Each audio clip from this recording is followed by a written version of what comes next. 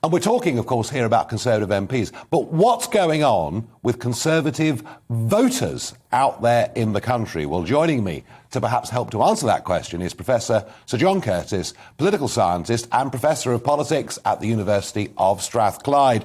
John, good evening. Good evening to you, Nigel. As I say, I think so much of the media, so much of the debate is around what the 2019 intake think or what the old guard think. What's happening out there in the real world?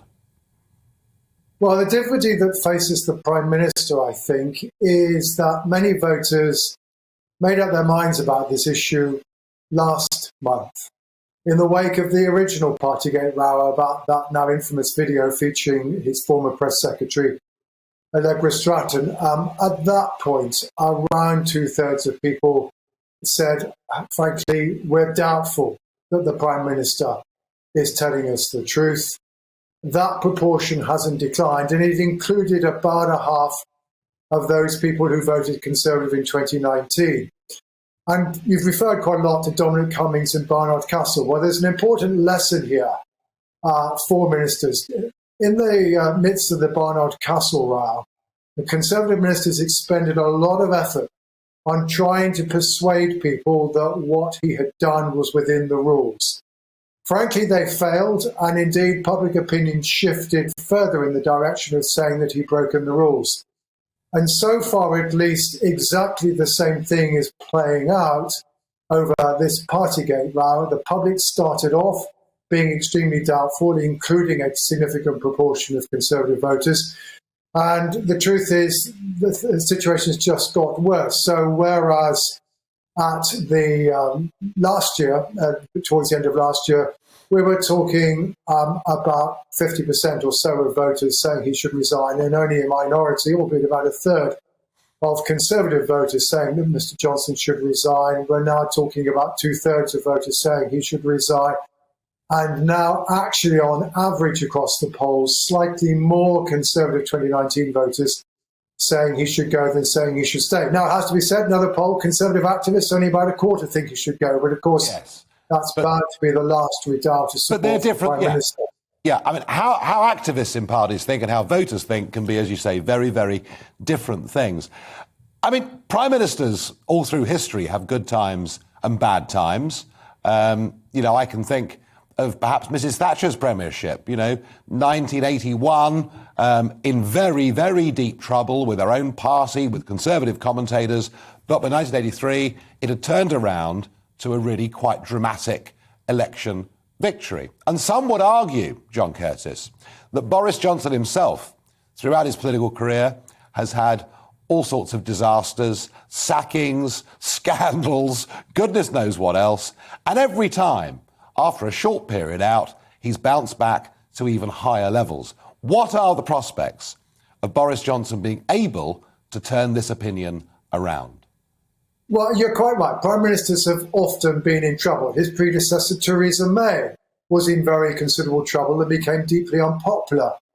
But what was the reason? The reason was essentially she could not unite her party behind the policy of Brexit she was trying to pursue. John Major was deeply unpopular. But why? Well, first of all, because of Black Wednesday, and then the fact that in the wake of that, his party was riven over Brexit.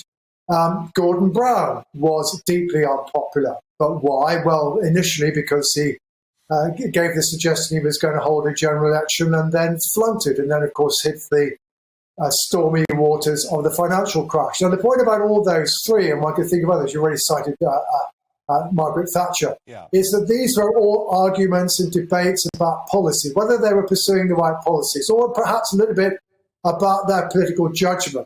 This, however, is a debate about whether or not the Prime Minister's personal ethics, integrity, probity and honesty are to be accepted at face value or not. And in a sense, this is perhaps the reverse side of what has been Boris Johnson's great strength. His great strength, I think, as a politician has been somebody absolutely focused on outcomes, and in doing that has sometimes been willing to, shall we say, ride roughshod with some of the rules. Now, one obvious example, prorogation in September 2019, ruled unlawful by the UK Supreme Court. But at least half the country was behind him. Indeed, his popularity amongst Leave voters increased in the wake of that. And one can think of other examples with Boris Johnson, taking a risk with public money on vaccines.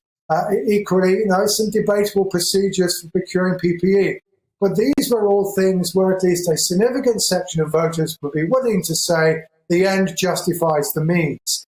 The problem in the last couple of months is that, first of all, with the Owen Paterson affair, which you recently mentioned, and now with Partygate, there isn't a constituency of people out there who thinks that the end justifies the means. With Owen Paterson, nobody thinks that life should be made easier for second MPs on their second jobs, and that therefore we should try to bend the rules over that.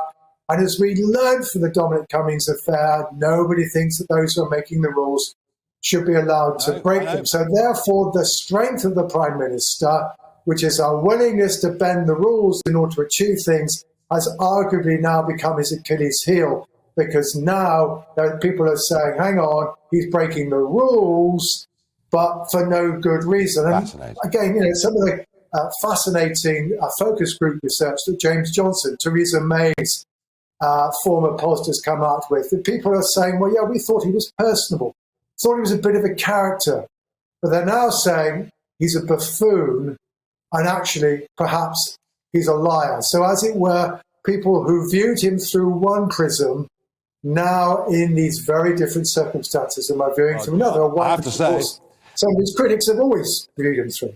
They are pretty damning comments that came from that survey James Johnson did.